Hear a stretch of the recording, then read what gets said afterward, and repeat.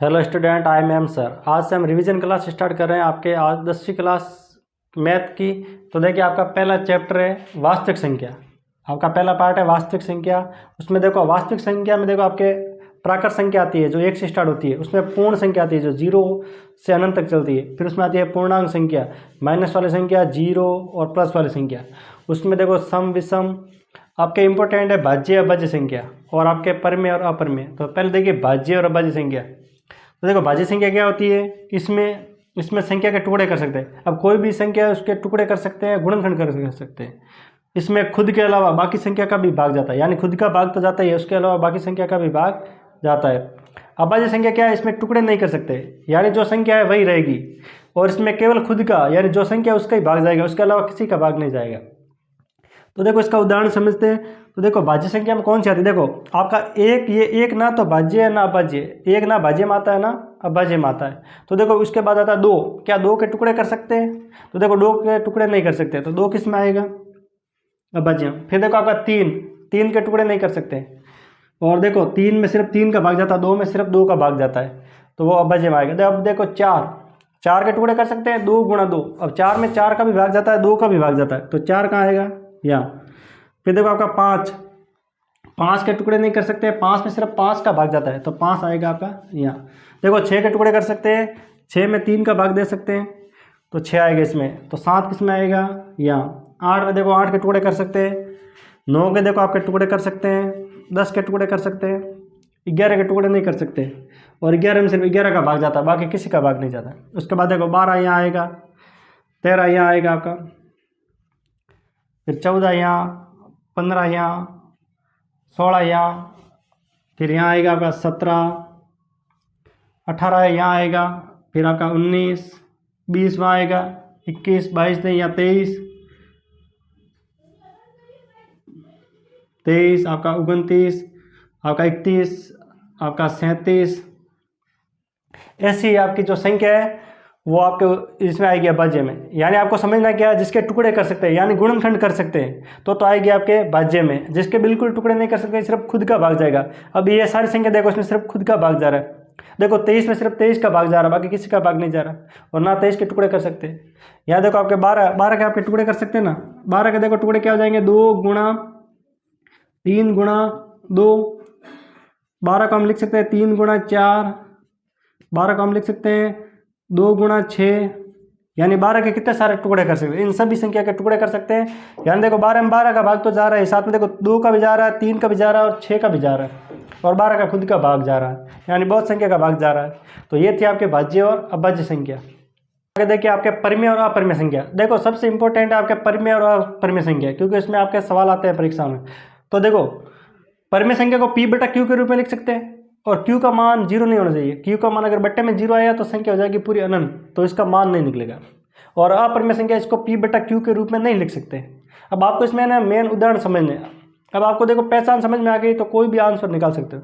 आपको देखो मेन समझना है परिमेय अपरिमेय संख्या के उदाहरण। अगर अपरिमेय के 3 तरह के उदाहरण समझ गए तो बाकी सारे परिमेय में मेन इसको समझना। देखो पहला इसमें उदाहरण है आपका, देखो ऐसी संख्या देखनी है रूट वाली, ऐसी कोई भी संख्या रूट वाली जिसका वर्गमूल ना निकले। अब ये देखो संख्या, इसका क्या वर्गमूल निकल रहा है क्या, तो ये किस में आएगी? अपरिमेय में।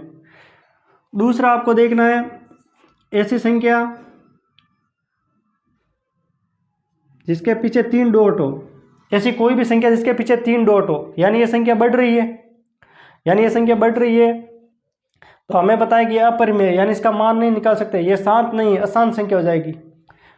और आपका पाई का मान, तीसरा है पाई का मान। अब पाई का मान आपको पता है क्या होता है, 3.14, ये आपका बढ़ता जाएगा। तो अगर आपको पाई दिख जाए या ऐसी कोई संख्या दिख जाए जिसके पीछे 3 डॉट हो, यानी ये बढ़ रहा है, हमें पता नहीं कितना बढ़ रहा है, और कोई रूट वाली संख्या जिसका वर्गमूल ना निकले, तो वो सारे किस में आएगी? आपके अपरिमेय में। इसके अलावा सारी किस में आएगी? परिमेय में।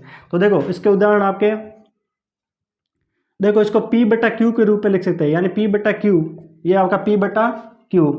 अकेला देखो 5, ये भी आपका परिमेय है, क्योंकि इसके बट्टे में 1 लिख सकते हैं, इसके बट्टे में 1 लिख सकते हैं। देखो आपका 0 किस में आएगा? आपका परिमेय संख्या में। कोई भी माइनस वाली संख्या किस में आएगी? आपके परिमेय संख्या। कोई भी मतलब माइनस वाली संख्या भी आपके परिमेय संख्या में आएगी। और देखो ऐसी एक संख्या है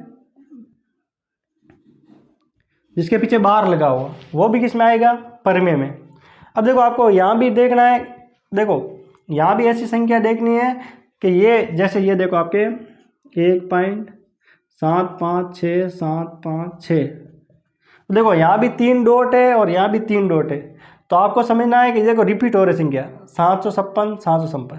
अब ऐसे इस साइड देखना है कि ऐसी कोई संख्या रिपीट ना हो, अगर रिपीट हो रही है तो आ जाएगी परिमेय में, वरना किस में आएगी? अपरिमेय। ये देखो रिपीट हो रही है 756 756, यानी इसको हम कैसा क्या लिख सकते हैं? 1.756 का बार, ऐसा लिख सकते हैं।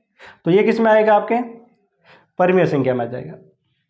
और आपको बस मेन 3 उदाहरण समझने, कोई रूट वाली संख्या 3 डॉट देखना है जो रिपीट ना हो और पाई का मान, उसके अलावा सारा किस में आएगा? परिमेय में। ये देखो 0 समझना आप, एक ये ध्यान से देखना है, ये और ये 0 ये किस में आ रहा है? परिमेय में, माइनस वाली संख्या परिमेय में, ठीक है। और देखो यहाँ भी देखो आपके रूट वाली संख्या आएगी और यहाँ भी रूट है तो यहाँ भी आएगी, जिसका वर्गमूल निकाल सकते हैं। जैसे संख्या है और यहाँ भी रूट वाली, आपको ये 20 तक रूट वाली देखनी है, तो जिसका देखो वर्गमूल निकल रहा है, ये रूट से बाहर निकल रही है, तो ये किस में आएगी? परिमेय में। देखो सबका वर्गमूल निकल रहा है, तो ये किस में आएगी? परिमेय में। जिसका वर्गमूल नहीं निकले वो किस में आएगी? अपरिमेय में। तो आप 20 तक याद रख सकते हो, ठीक है। तो ये थे आपके परिमेय और अपरिमेय। आपको विशेष ये 2 उदाहरण देखने हैं, इसके अलावा सारे परिमेय। और यहाँ आपको ध्यान देना ये 0 और ये वाला, इसके अब सवाल करेंगे। देख तो स्टूडेंट आगे देखिए परिमेय और अपरिमेय संख्या का आपके सवाल। तो देखो आपका पहला सवाल है निम्न में से अपरिमेय संख्या। देखो ये बोर्ड परीक्षा में आ चुका है कि अपरिमेय संख्या कौन सी और परिमेय कौन सी। तो देखो निम्न में से अपरिमेय संख्या, आपको पता है 0 किस में आता है? परिमेय में। अगर किसी के ऊपर बार हो तो वो किस में आता है? आपका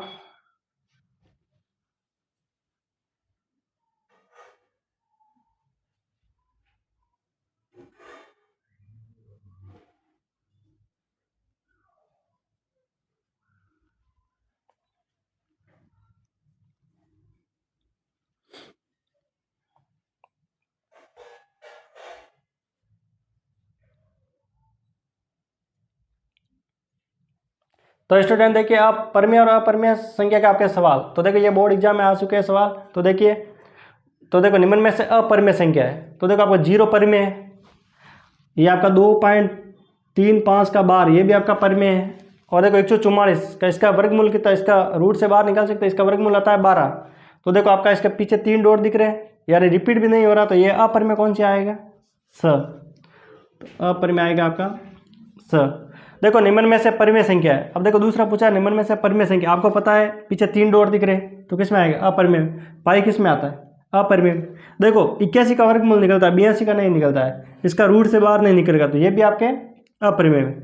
तो देखो ये 7 बचा है, तो 7 के बट्टे में 1 लिख सकते हैं ना, 7/1 यानी P/Q के रूप में, तो ये आपका आ जाएगा परिमेय। तो आ जाएगा आंसर द।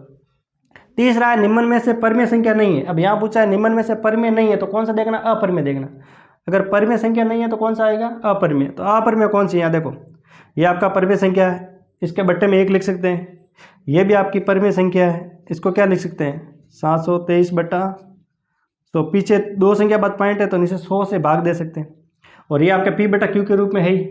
तो देखो आपको 3 डॉट दिख रहे हैं, तो यही होगा आपका आंसर ब। तो इसका आंसर क्या आ जाएगा? ब। शांत दशमलव प्रसार, अब कोई भी देखो शांत दशमलव प्रसार है 2.65, और एक होता है अशांत आवर्ती दशमलव प्रसार यानी 4.56 का बार, ये किस में आता है? परिमेय संख्या में। एक तो आपका शांत दशमलव प्रसार, एक आपका अशांत आवर्ती हो दशमलव प्रसार, ये किस में आता है? परिमेय संख्या में। एक होता है अशांत अनावर्ती दशमलव प्रसार, ये देखो अशांत भी है, अनावर्ती यानी आवर्ती नहीं हो रही है, और दशमलव में, तो ये किस में आएगा? अपरिमेय में।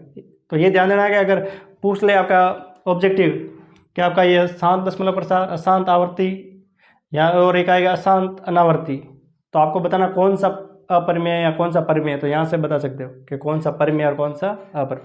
तो ये दोनों तो परिमेय में आता है और ये आता है आपका अपरिमेय में। तो स्टूडेंट देखिए आपके इसमें 2 परिमेय है, आपके इस पार्ट में 2 परिमेय, एक तो है अंक गणित की आधारभूत परिमेय, दूसरी है यूक्लिड विभाजन एल्गोरिथम, ठीक है। तो देखो ये इस परिमेय में क्या देखो, तो देखो अंक गणित के आधारभूत परिमेय है कि किसी भी भाज्य संख्या को अभाज्य संख्या के गुणनफल के रूप में लिख सकते हैं। किसी भी भाज्य संख्या भाज्य संख्या को अभाज्य संख्या के गुणनफल के रूप में व्यक्त कर सकते हैं। तो देखो, आपके अंक गणित के आधारभूत परिमेय है कि किसी भी भाज्य संख्या को अभाज्य संख्या के गुणनफल के रूप में व्यक्त कर सकते हैं। जैसे देखो उदाहरण इसके, जैसे आपको पता है, देखो ये आपका 42 है। अब आपको पता है 42 क्या है, भाज्य संख्या है। इसको अभाज्य संख्या के गुणनफल के रूप में लिखेंगे तो देखो इसको लिख सकते हैं हम 3 गुणा 7। देखो 2 गुणा 3 गुणा 7, देखो 2 गुणा 3 6, 6 गुणा 7 कितने होते हैं 42। यानी ये देखो ये अभाज्य संख्या, सारी अभाज्य संख्या है और ये भाज्य। देखो इसका मतलब क्या है कि भाज्य संख्या को अभाज्य संख्या के गुणा के रूप में लिख सकते हैं। यानी 42 आपका भाज्य है, 2 3 और 7 आपका अभाज्य संख्या है। तो किसी भी भाज्य संख्या को अभाज्य संख्या के गुणा के रूप में, गुणनफल के रूप में लिख सकते हैं। ये है आपके अंक गणित के आधारभूत परिमेय। दूसरी आपकी यूक्लिड विभाजन एल्गोरिथम। अब ये क्या है, ये आपकी परिमेय है a बराबर बी क्यू प्लस आर। ये परिमेय क्या है, a बराबर बी क्यू प्लस आर, जहाँ आपका a और b धनात्मक पूर्णांक है, धनात्मक पूर्णांक है। जहाँ देखो a और b क्या है, आपका धनात्मक पूर्णांक है और r आपका सहसफल होता है, r सहसफल, r आपका सहसफल होता है और r का मान होता है आपका, ये r का मान होता है 0 से तो बड़ा या बराबर और आपका b से छोटा। जब आपका r है ना सहसफल, इसका मान होता है 0 से तो बड़ा या बराबर और आपका b से छोटा या बराबर। ठीक है, जैसे देखो कोई संख्या है, 7 में 3 का भाग दिया तो ये आपका 6, ये 2 बार गया, ये 1 बार। आपको पता है ये आपका भाज्य है, ये आपका भागफल है, ये आपका भाजक है, ये आपका सहसफल है।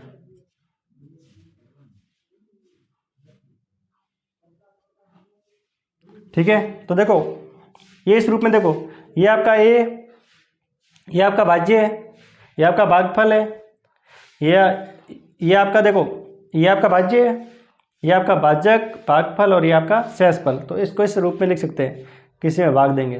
तो ये थी यूक्लिड विभाजन एल्गोरिथम और ये कहाँ काम आती है, एचसीएफ निकालने के लिए। ये एचसीएफ ज्ञात करने में उपयोगी है। तो देखो यूक्लिड विभाजन एल्गोरिथम आपको एचसीएफ निकालने के लिए काम आती है। ठीक है, तो ये आपके 2 परिमेय थे।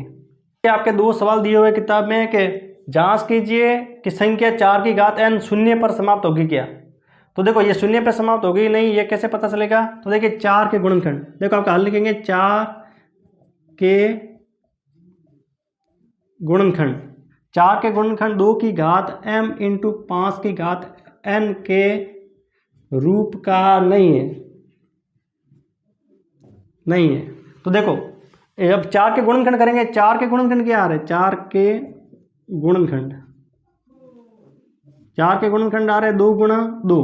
देखिए इसमें 5 नहीं आ रहा, जब तक 5 नहीं आएगा तब तक ये 0 पे समाप्त नहीं होगा। अब घात देखो m और n का मतलब क्या, कोई भी घात। जैसे देखो 2 गुणा 5, 2 गुणा 5 कितने होते हैं 10। यानी देखो ये 0 पे समाप्त हो रहा है, यानी लास्ट में क्या आ रहा है 0। अगर इनके टुकड़े करेंगे, अगर 2 और 5 आ रहा है गुणे में, तो आपके 0 पे समाप्त होगा, वरना 0 पे समाप्त नहीं होगा। तो 4 के गुणनखंड 2 की घात m इंटू 5 की घात n के रूप का नहीं है, इसलिए 4 की घात n शून्य पे समाप्त नहीं होगा, शून्य पर समाप्त नहीं होगा।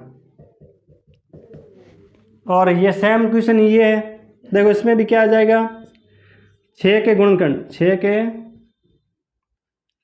गुणनखंड, देखो आपके 6 की घात है ना, 6 के गुणनखंड, 6 के गुणनखंड क्या है 2 इंटू 3, 6 के गुणनखंड क्या है 2 इंटू 3, ये 2 की घात m इंटू 5 की घात n के रूप का नहीं है, नहीं है।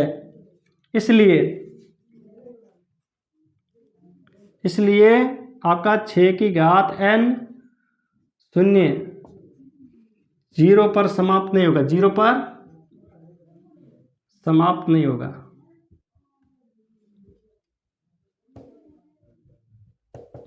तो देखो आपके 6 के गुणनखंड यानी 6 के टुकड़े क्या आएंगे, 2 गुणा 3 6 होते हैं, तो ये 2 और 5 का नहीं है। अब ये m और n का मतलब तो अब घात है, तो यहाँ देखो 2 तो आया, लेकिन अगर 5 आ गया होता तो ये 0 पे समाप्त होगा, लेकिन यहाँ 3 आया, तो ये इस रूप में अगर हो तो ये आपके 0 पे समाप्त होगा, वरना 0 पे समाप्त नहीं होगा। अतः ये भी आपके 0 पे समाप्त नहीं होगा। सवाल दिया हुआ है कि निम्न संख्या का अभाज्य गुणनखंड की घातों का योग बताइए। अब देखो कोई भी संख्या है, इसको अभाज्य गुणनखंड विधि द्वारा गुणनखंड करने और उसके घातों का योग बताना। ये आपके परीक्षा में सवाल आ चुका है बोर्ड एग्जाम में। तो देखो आपका 1766, इसको अभाज्य गुणनखंड द्वारा इसके टुकड़े करेंगे, तो ये देखो आपका 1766। अब देखो इसमें पहले किसका भाग जाएगा। अब आप देखो भाजकता का नियम आना चाहिए। देखो पीछे आपका 2 4 6 8 0 दिखे तो आपको 2 का भाग जाएगा, तो इसमें 2 का भाग जाएगा। अब 2 का भाग का मतलब क्या, इसका आधा करना। अब 1766 के आधे कितने होंगे, 882। इसके आधे कितने हो जाएंगे, 882। अब देखो वापस पीछे 2 दिख रहा है, तो आपका 2 का भाग जाएगा। 2 का भाग, देखो 2 का भाग आपको पता है 8 में जाता है 4 बार, 8 में जाता है 4 बार, और 2 का भाग 2 में जाता है आपका 1 बार। अब देखना है आप इसमें किसका भाग जाएगा। अब भाजकता का नियम है कि सबको जोड़ो, सबको जोड़ा 9 हुआ, 9 आपके 3 के पाड़े में आता है, 3 का भाग जाता है, तो 3 का भाग जाएगा इसमें। तो देखो 3 का भाग आपको पता है 4 में जाता है 1 बार, फिर शेष बचा 1, उतारे 4 तो 14, 14 में जाता है आपका 4 बार, शेष बचा आपके 2, उतारा 1 तो हो गया 21, 21 में 3 का भाग जाता है 7 बार। अब इन सबको जोड़ो, वापस हो रहा है 12, यानी 12 आपके 3 के पाड़े में आता है, तो किसका भाग जाएगा, 3 का भाग जाएगा। 3 का भाग आपको पता है 14 में जाता है 4 बार, शेष बचे 2, उतारे 7 तो हो गए 27, और 27 में कितनी बार जाता है, 9 बार, 3 का भाग। अब देखो आपके गुण 50 है, यानी 7 गुणा 7 होता है, तो इसमें 7 का भाग जाएगा, कितनी बार, 7 बार, और 7 का भाग जाएगा 7 में 1 बार। तो देखो इसके गुणनखंड क्या है, 1766 के गुणनखंड। तो देखो इसके गुणनखंड आए आपके 2 गुणा 2 गुणा 3 गुणा 3 गुणा 7 गुणा 7। इसके गुणनखंड क्या है ये। अब देखो अब हमें पूछा है घातों का योग, यानी 2 कितनी बार आया, 2 बार, तो 2 की घात 2। आपका 3 कितनी बार आया, 2 बार, तो 3 की घात 2, और 7 भी 2 बार आया तो 7 की घात 2। अब देखो घातों का योग, घातों का योग, घातों का योग क्या हो जाएगा, 2 गुणा 2, नहीं घातों का योग यानी जोड़ करनी है आपको। देख इसकी घात कितनी है 2, तो 2, इसकी भी घात कितनी है 2, और इसकी भी घात है 2, तो सबको जोड़ा तो क्या आया 6, यानी इस संख्या के घातों का योग कितना आएगा 6 आपका। 2700 इसके घातों का योग निकालना, तो आपको देखो अभाज्य गुणनखंड द्वारा इसके टुकड़े करेंगे, यानी आपका 2700। अब देखो आपको ये पीछे 2 0 नहीं देखना, सिर्फ 27 देखना। आपको 27 क्या 3 के पाड़े में आता है, 3 का भाग जाता है ना इसमें, तो देखो सिर्फ 3 का भाग 27 में देंगे, तो 3 का भाग 27 में जाता है आपका 9 बार, कितनी बार जाता है 9 बार। अब देखो पीछे 2 0 है तो 2 0 लिख लो, ठीक है। फिर देखो 3 का भाग आपको पता है 9 में जाता है 3 बार, पीछे 2 0 है तो 2 0 लिख दो। फिर आपको पता है 3 का भाग 3 में जाता है 1 बार, पीछे 2 0 है तो 2 0। अब देखो आपका 100 है, 100 में देखो 2 का भी भाग जाता है, 5 का भी भाग जाता है, तो देखो 2 का भाग देंगे, 2 का भाग यानी 100 का आधा कितना हो जाएगा 50, वापस 2 का भाग देंगे, 50 का आधा 25, और 25 में जाएगा 5 का भाग 5 बार, और 5 का भाग 5 में जाएगा 1 बार। तो इसके गुणनखंड क्या है आपके 3 गुणा 3 गुणा 2 गुणा 2 गुणा 5 गुणा 5। 3 कितनी बार आया 2 बार, तो 3 की घात 2, 2 कितनी बार आया 2 बार, तो 2 की घात 2, 5 कितनी बार आया 2 बार, तो 5 की घात 2। तो आपके देखो घातों का योग हो जाएगा, घातों का योग, घातों का योग हो जाएगा आपका 2 + 2 + 2, यानी इसका भी कितना आ जाएगा 6। अगर मान लो यहाँ कोई संख्या 7 आ गई, मान लो यहाँ संख्या 7, मान लो यहाँ 7 आ गई, तो इसकी घात कितनी होगी? अब इसकी घात 1 होगी और यहाँ भी 1 जुड़ेगा, कितना जुड़ेगा 1। तो ये ध्यान रखना, अगर कोई भी अकेली संख्या आई है तो उसकी कितनी घात होगी 1, ठीक है।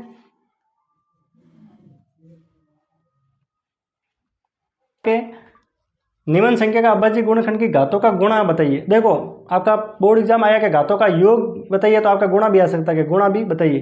तो देखो आपकी संख्या है 252, इसका अभाज्य गुणनखंड विधि द्वारा इसके टुकड़े करेंगे, गुणनखंड करेंगे। 252 के देखो 252, अब आपको पीछे 2 दिख रहा है तो किसका भाग जाएगा 2 का। अब 252 के आधे, 252 के आधे कितने हो जाएंगे आपके? अब देखो ये हो जाएंगे 125 और 126, 126। 200 के आधे 100 और 52 के आधे होते हैं 26। अब देखो पीछे 6 दिख रहा है, यानी 2 का भाग जाएगा। तो 126 के आधे कितने होते हैं 63, 12 के आधे 6 और 3 के आधे, मतलब 12 के आधे 6 और 6 के आधे 3। अब देखो आपको इसमें देखो 3 का भाग जाएगा, देखो 3 का भाग देखो 6 में जाता है 3 में भी जाता है, तो 3 का भाग 6 में गया 2 बार और 3 में गया आपका 1 बार। वापस देखो 3 का भाग जा रहा, 3 के पाड़े मारे 21, तो 3 का भाग 21 में गया 7 बार और 7 में 7 का भाग जाएगा 1 बार। तो देखो इसके गुणनखंड क्या है, देखो गुणनखंड आए आपके 2 गुणा 2 गुणा 3 गुणा 3 गुणा 7, ये इसके गुणनखंड है। तो देखो अब इसकी घात क्या हो जाएगी, 2 कितनी बार आया 2 बार, तो 2 की घात 2। 3 कितनी बार आया 2 बार, तो 3 की घात 2। 7 तो आपका 1 ही आया, तो 7 की घात क्या आ जाएगी 7 की घात 1। अब घातों का गुणा, घातों का गुणा, तो देखो घातों का गुणा यानी घात यहाँ 2 है, फिर यहाँ भी 2 है और यहाँ आपका 1। तो देखो 2 का गुणा 2 से किया तो 4, 4 का गुणा 1 से किया तो 4, तो इसकी घातों का गुणा कितना आएगा 4।